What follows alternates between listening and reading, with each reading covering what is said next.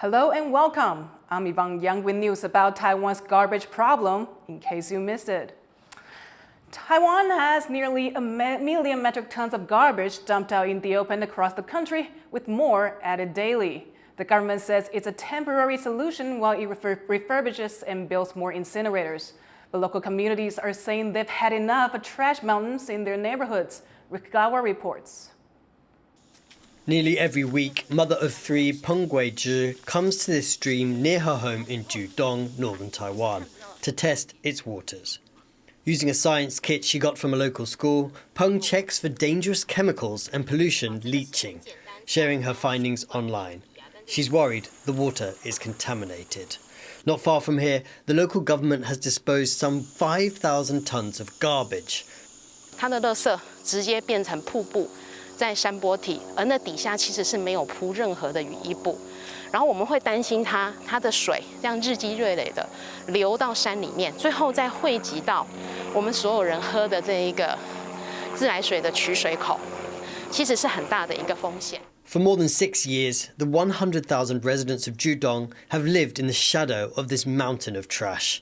Its stench hangs over the town, and the filth is breeding mosquitoes and other pests that are a risk to public health.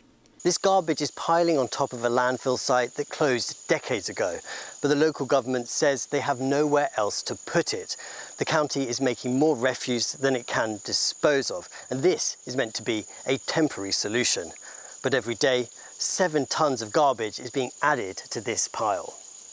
Judong is not alone. There are more than 100 of these open-air garbage piles in communities across the country, totalling nearly 1 million metric tons of waste, polluting waterways, killing wildlife, and even catching fire. Taiwan recycles more than half of its rubbish and burns most of what's left in more than 20 incinerators across the country. Many of the facilities are more than 2 decades old and are due for a refurbishment. And while they are offline, the waste piles up. The national government has earmarked nearly $40 million to build more incinerators and to help local governments handle the current situation. 地方政府，它的掩埋场如果有裸露堆置这些垃圾的话，要提出它的改善计划，一定要最长，一定要在3年内完成改善。 Despite Taiwan's high recycling rate, environmental groups warn that the country is still generating an increasing amount of rubbish, particularly plastic. They say people here became overly dependent on single-use food and beverage containers during the pandemic, and that this bad habit is fueling the rising tide of trash. 在台湾，我觉得是更应该要加快去做所谓的重复使用。 或者是重复使用这样子的一个工作，对，那样才能够去真正的去解决我们从源头不断产生过多垃圾这样子的一个问题。Even in Judong, where Taiwan's mountain of garbage quite literally looms large, Peng says it's hard to get people to face up to the scale of the environmental crisis. 我觉得它好像一个 cancer 一样，就是它会扩张，而且它会让你觉得这很正常。 Like much of Taiwan, Judong has prospered in recent years. The country's tech-based economy is booming and quality of life here is on the up. But with that prosperity has come more waste. And, as is evident here, if that's not managed responsibly, it can become more than just a blight on the local landscape. Chris Ma and Rick Lauert in Hsinchu County for TaiwanPlus. Despite the garbage mountains, Taiwan has one of the highest recycling rates in the world and near spotless streets. Rosie Greninger explains how the country's singing rubbish trucks help the island become a global leader in waste disposal. Echoing through the streets of Taipei, Beethoven's Fur Release is a call to action to rush outside and throw out the trash. Every day except Wednesdays and Sundays, lines of people wait by the side of the road during their designated time slot, holding trash bags. Known for its punctuality, the garbage truck waits for no one. 突然有一些事情的话，就会去追垃圾车啦。就是来不及的时候就会这样，就是想办法倒啊，没有倒怎么？ For some residents, it's frustrating to plan their lives around the rubbish removal system. But for others, it's fostered a sense of community as neighbours are given a chance to catch up. But Taiwan wasn't always so meticulous about its waste management. After an economic boom in the 1960s, its streets became strewn with litter. And by 1995, most of the country's landfills reached capacity, earning it the nickname Garbage Island. Taipei and Taiwan would just sort of pile up trash in certain designated zones, and then when a typhoon would come, it would just spray the trash everywhere. With rubbish piles creating a terrible stench and attracting pests, a community activist campaign pushed for government action. And in 1998, a Waste Disposal Act was implemented, introducing a recycling system that included the singing trucks. The law also established legal penalties for improper garbage disposal, taxed businesses, and introduced education programs and colour-coded bins to encourage residents to separate their waste. A few years after that, the government told residents they need to buy these bags to throw away waste they couldn't recycle. The funds raised to be used in waste management facilities. It encouraged residents to be more conscious of how much waste they were throwing away and an incentive to recycle. But some people tried to cheat the system, using public bins to throw out their trash, leading to the government removing most of those bins. Despite that, Taiwan's recycling rate has grown astronomically in a short amount of time, from 1% in 1998 to now one of the best in the world at over 55%. The streets of Taipei are now largely free from litter, a sign for people here that the system has worked, and a framework that waste researchers hope other countries will adapt to reduce waste and increase recycling. Patrick Chen and Rosie Greninger for TaiwanPlus. Taiwan throws away a lot of food each year, making this one of the country's biggest issues with waste management. But one farm in eastern Taiwan is looking at a unique way of processing this waste with a bit of help from some very small friends. Chris Gorin reports.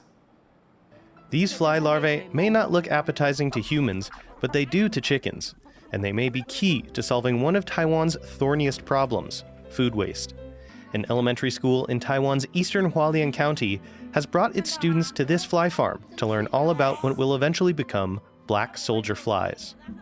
黑水虻是把厨余吃掉的虫。黑水虻它很可爱，然后会吃垃圾。黑水虻是黑黑的又很小的又可爱的昆虫。 The field trip not only seeks to turn student views of these bugs from gross to cute, but also to make them aware of the bigger issues. 透过这样子的导览，跟体验，刚有请他们摸一下我们的肥料嘛，那就希望说，小朋友可以把这个观念带回去给爸爸妈妈，那就厨余就是尽量爱惜惜食，减少厨余的量，有厨余的话也是要分开来。 Officials in Taiwan estimate that the country throws away about 620,000 metric tons of food waste annually. That's enough to fill Taiwan's tallest building, Taipei 101, 10,000 times. Finding a way to deal with this waste is critical, as Taiwan's garbage incinerators are already at full capacity, resulting in a growing number of trash mountains piling up around the country, waiting to be burned. But food waste can also be turned into fertilizer, and in this case, animal feed. From when it hatches through its 2-week larval stage, each worm can consume 30 times its weight in food waste. The fattened larvae not only become a high-protein meal for chickens, but also help with another waste problem, manure. 这边呢，有没有闻到很臭很臭的味道？没有。对，这是因为黑水虻那转换成很有效的菌让这个菌呢除了被鸡吃以外，剩下繁殖在这个地方一样做非常大的功能，叫去溶解鸡的粪便。 Each year, Taiwan chicken farms create about 2.2 million metric tons of manure. While some of this can be used as fertilizer, it's estimated that around 70% goes unprocessed. The fly's own feces can be used as fertilizer too, providing benefits throughout the insect's entire life cycle. While these fly farms are relatively small in scale, they offer a glimpse into the many possibilities for managing the country's waste, rather than just throwing it in the bin. Eason Pan and Chris Gorin for TaiwanPlus. Ever thought about what goes into clothing that's made from recycled materials? As big clothing companies make a push to become more sustainable, the textile supply chain faces challenges in acquiring fabric from recycled sources. Leslie Liao takes a look at one major hurdle the industry faces and a potential new solution that Taiwan's top research institute has come up with. The world needs recycled fabrics. Global clothing brands like Nike and Adidas are requiring their suppliers to get materials from sustainable sources. 在2030年，品牌就已经要求至少要使用最少要30% 以上的 recycle 的材料。The most popular sustainable fabric is recycled polyester, which is typically made from plastic bottles. But as people become more conscious about the impact of single-use plastics, clothing suppliers are finding it hard to get recycled polyester. 整个保特瓶就算全部回收起来，只占17%。And while less plastic is a good thing for the planet, the lack of sustainable materials could spell trouble for the upcycled textile economy. 全世界的纺织业都在抢 recycle 的这个原料。Taiwan is one of the world's major textile suppliers, and it needs a workaround to get more recycled fabrics. Recycling textiles from things like old clothing or bed sheets may be the answer, but that solution has its own problems. Specifically, the dyes that give consumer fabrics their colors. To recycle textiles from old garments, dyes need to be removed first before they can be reused. 那纺织品走碰到的问题就是，我如果染料没有拿出来，那后面的路完全走不下去。Traditional dye removal involves soaking garments in organic solutions at high temperatures, which uses a lot of energy and leaves byproducts that are harmful to the environment. And those methods can only remove at most 80% of dyes. 纵使我把80% 全部拿出来之后，我在人的肉眼看起来，它就是一个很淡的，还是带有颜色的部分，那就没有办法应用在其他浅的颜色或是比较亮的颜色。To get around these challenges, Taiwan's Industrial Technology Research Institute has developed the PureTex Sustainable Decolorization Solution. It's a water-based solution that can remove dyes from polyester at comparatively lower temperatures, which means less energy consumption and lower carbon emissions. 平均下来大概可以减少45% 的减碳率。Sustainability doesn't come at a compromise. In fact, it comes with added benefits. PureTex can achieve color removal of up to 99%, the highest on the market so far.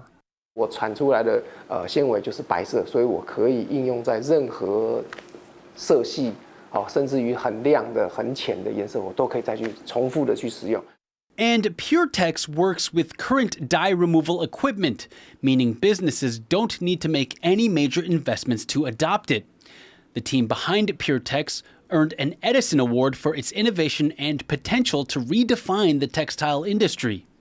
PureTex comes at a pivotal time when people are thinking about how to save the planet while keeping their businesses running. This tech proves that it doesn't have to be a choice between one or the other, and that sometimes being eco-friendly could bring groundbreaking, industry-setting innovation. Kama Xu and Leslie Liao in Hsinchu for TaiwanPlus. Thank you for watching this edition of In Case You Missed It. If you like what you saw, follow TaiwanPlus News on social media for more of our stories. Now, before we go, check out these outfits from Taipei Fashion Week 2024, blending recycled denim with tailored suits. I'm Yvonne Yang. Take care, and I'll see you next time.